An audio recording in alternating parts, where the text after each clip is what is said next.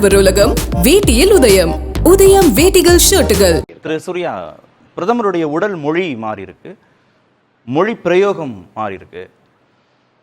அச்சத்துல, India கூட்டணி மீது இருக்கக்கூடிய அச்சத்துல, பயத்துல திரு மோடி இப்படி பேசுகிறார் அப்படின்னு திரு திருமாவளவன் குற்றச்சாட்டு வச்சிருக்கிறார். இல்லை, அவர் சொல்றது எனக்கு எப்படி தெரியுதுன்னா, இது ஒரு டூல் கிட் மாதிரி இந்தி கூட்டணிகள் எல்லாருமே, அவர் மட்டும் இல்லை எல்லாருமே. ராகுல் காந்தி அவர்கள் சொல்றாரு 150 இடங்கள் கேட்ட வார்த்தையா 150 இடங்களுக்கு மேல பாரதிய ஜனதா கட்சி ஜெயிக்காது அப்படின்னு சொல்றாரு.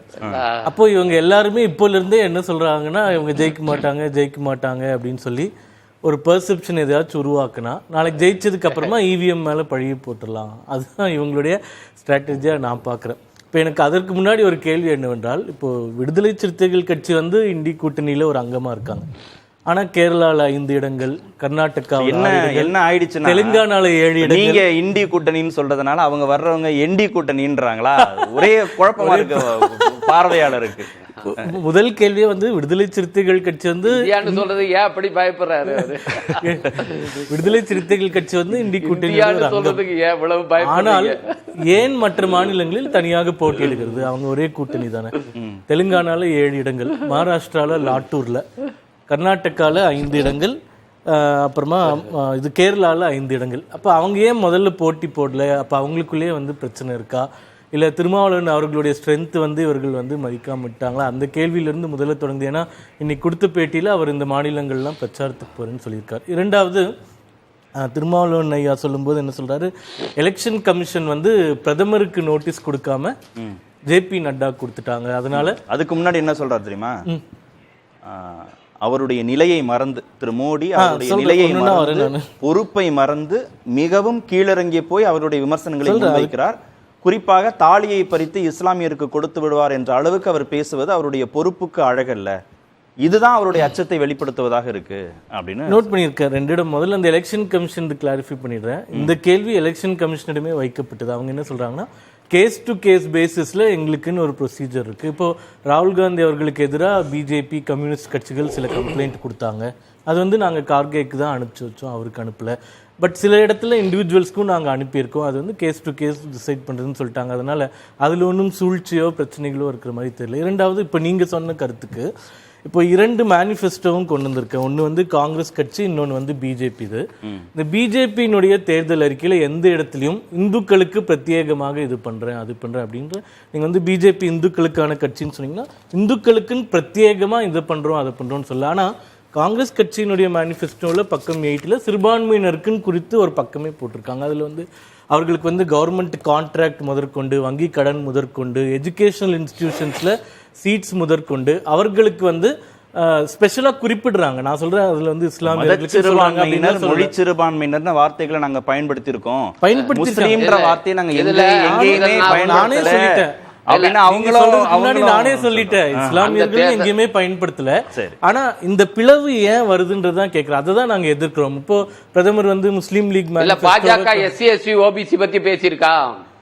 ஆமா, நாங்க தான் அவர்களுக்கு அதிகமான உரிமைகளை கொடுத்தோம்ன்றது உங்களுக்கே தெரியும். ஓபிசி கமிஷனுக்கு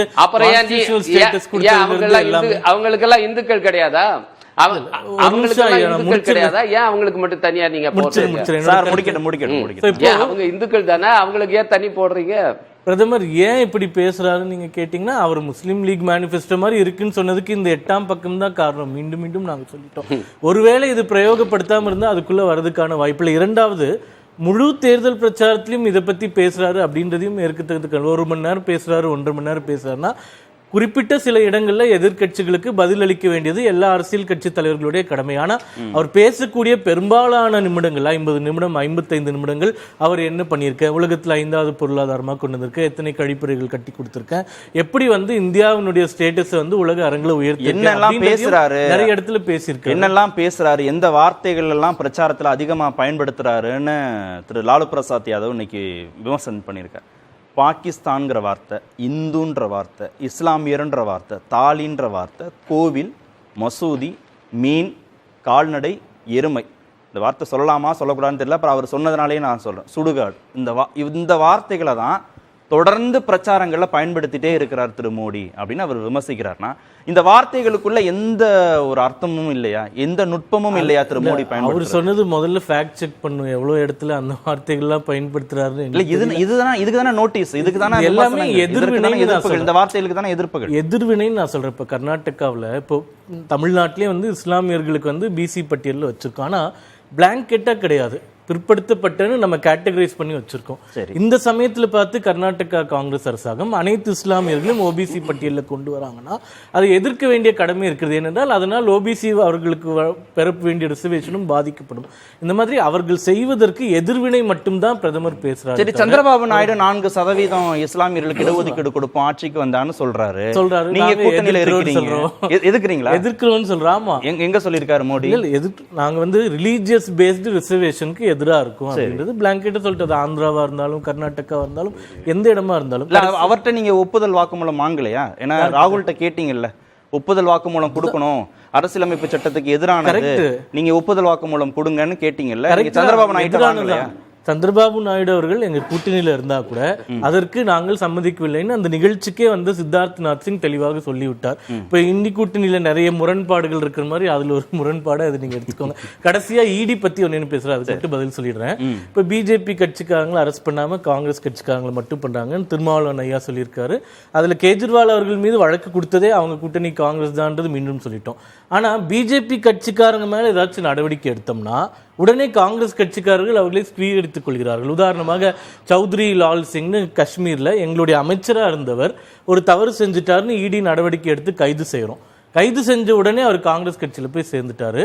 இன்னைக்கு உதம்பூர் எம்பி சீட் வந்து அவங்களுக்கு கொடுத்துருக்காங்க. அதனால அப்ப இடியால கைது செய்யப்பட்டவர்களை பார்த்து காங்கிரஸ் கட்சி வந்து அவங்க கட்சியில எடுத்து எம்பி சீட்டு கொடுக்கறதெல்லாம் என்னன்றதை பத்தியும் எல்லாரும் பேச வேண்டியது கட்டாயம். ஆடவர் உலகம் வேட்டியில் உதயம். உதயம் வேட்டிகள் ஷர்ட்டுகள்.